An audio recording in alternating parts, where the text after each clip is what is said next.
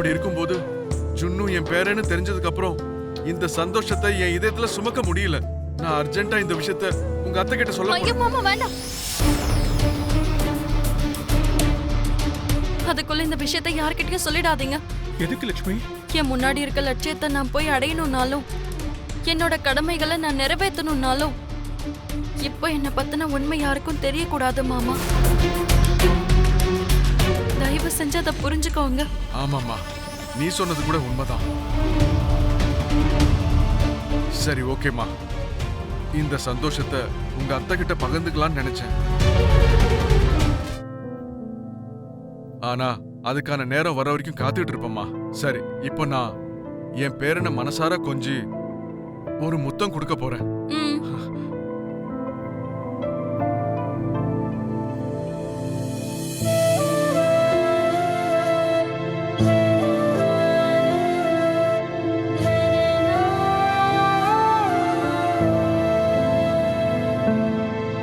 ஜுன்னு, ஜுன்னு, ஜுன்னு.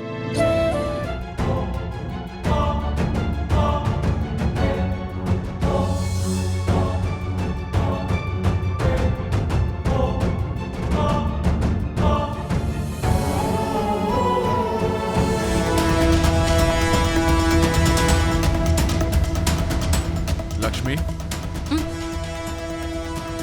என்னம்மா யோசிச்சுட்டே இருக்க? ஜுன்னுவை மிஸ் பண்ணிட்டு இருக்கியா? அதெல்லாம் ஒண்ணும் இல்ல மாமா. வேற எதை பத்தி யோசிச்சுட்டு இருக்க? மனிஷாவை பத்தி.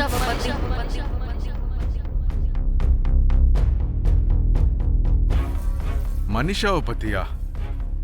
ஆமா மாமா. நான் வேஷத்தை மாத்தினாலும் பாஷைய மாத்தினாலும் மனிஷாக்கு என் மேல ஏதோ ஒரு சந்தேகம் வந்துகிட்டே இருக்கு. நான் தான் லக்ஷ்மின்னும் நான் சமயுக்தா கிடையாதுன்னும் நிரூபிக்க அவ முயற்சி பண்ணிட்டு இருக்கா. அவ எவ்வளவுதான் முயற்சி பண்ணாலும் நீ ரொம்ப தெளிவானவ, அவ வலையில சிக்க மாட்டேன்னு மனிஷாக்கு வேணா தெரியாம இருக்கலாம். அதெல்லாம் கிடையாது மாமா. எல்லாத்த விட பலமான ஆயுதம் அவகிட்ட இருக்கு.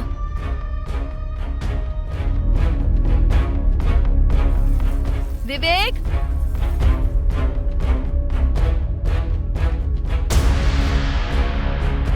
விவேக், விவேக், விவேக்.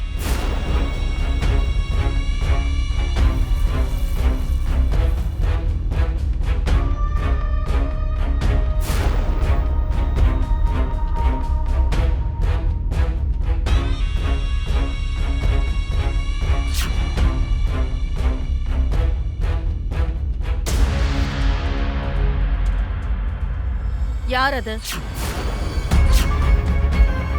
கர்டன் பின்னாடி இருக்கிறது யாரு? கேக்குறேன், பதில் சொல்லாம இருக்கீங்க.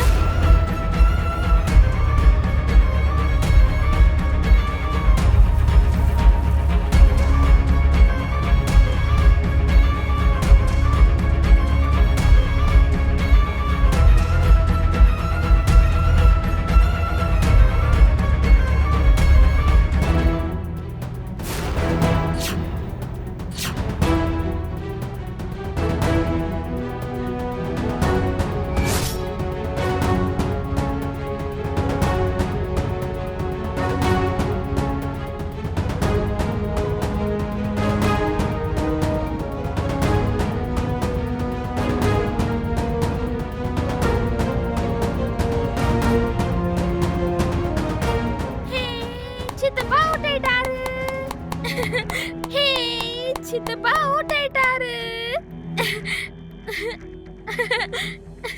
ஹே, ஜானு டீச்சர் கூட அவுட் ஆயிட்டாங்க.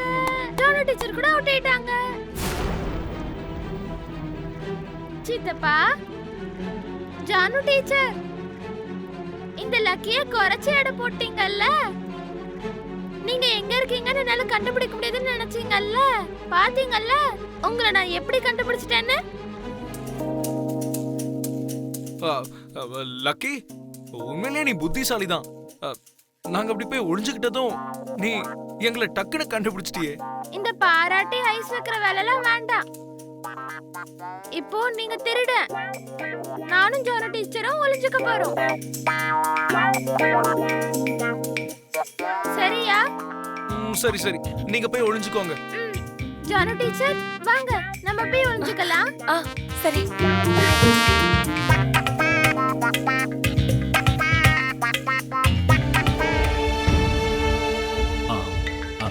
சமிதா, உங்களுக்கு ஃபோன் வருது.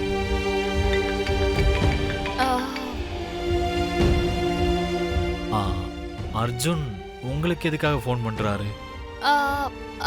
அது வந்து அது எனக்கு இப்ப நல்லா புரிஞ்சிருச்சு. என்னால கெஸ் பண்ண முடியாதுன்னு நினைக்கிறீங்களா என்ன? உங்ககிட்ட இருந்து எப்படியாவது ப்ராஜெக்டை வாங்கி ஆகணும்னு காக்கா பிடிக்கிறான்ல.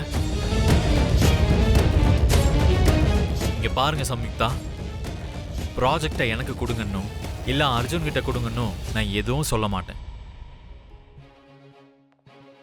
ஆனா காக்கா பிடிக்கிறவங்களுக்கு இல்லாம உண்மையா உழைக்கிறவங்களுக்கு இந்த ப்ராஜெக்ட் கொடுத்தா நல்லா இருக்கும்னு நான் ஆசைப்படுறேன்.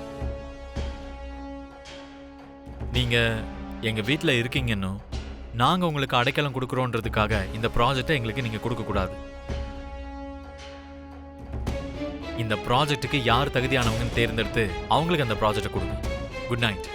Good night dad. Good night Mitra. Lakshmi எதுக்கு திடீர்னு இந்த மாதிரி ஒரு ட்விஸ்ட் கொடுத்துருக்கா? அவளோட வேஷத்தையும் பாஷையும் மாத்திட்டா எல்லாருக்கும் சந்தேகம் வந்துடும். இப்போ அவ லக்ஷ்மியாவே இருந்து பூஜை பண்ணிட்டு இருக்கா, எல்லாருக்கும் சந்தேகம் வந்துருமோ என்னமோ.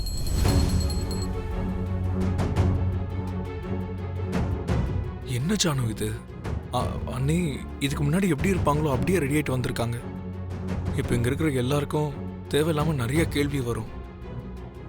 எனக்கு கூட அதுதான் புரியவே இல்லை விவேக்.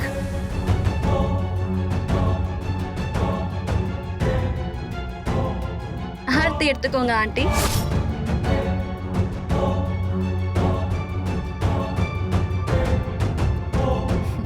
அம்மா சமிக்தா, நீ அமெரிக்கால பிறந்தாலும் நம்ம கலாச்சாரத்தை மறக்கலன்னு நினைக்கிறேன். தேசம் மாறுறதுனால நம்ம கலாச்சாரத்தை மாத்திக்க முடியாதுல்ல ஆண்டி. எது எப்படியோ உன்னை பார்க்கும்போது எங்க மருமகளே இங்க வந்து பூஜை பண்ற மாதிரி எங்களுக்கு தோணுதுமா.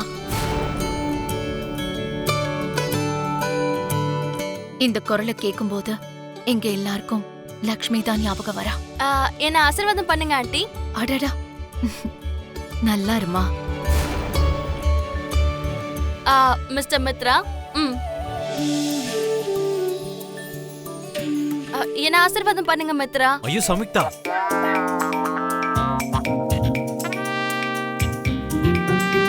இதுக்காக நீங்க ஏன் காலில் விடுறீங்க?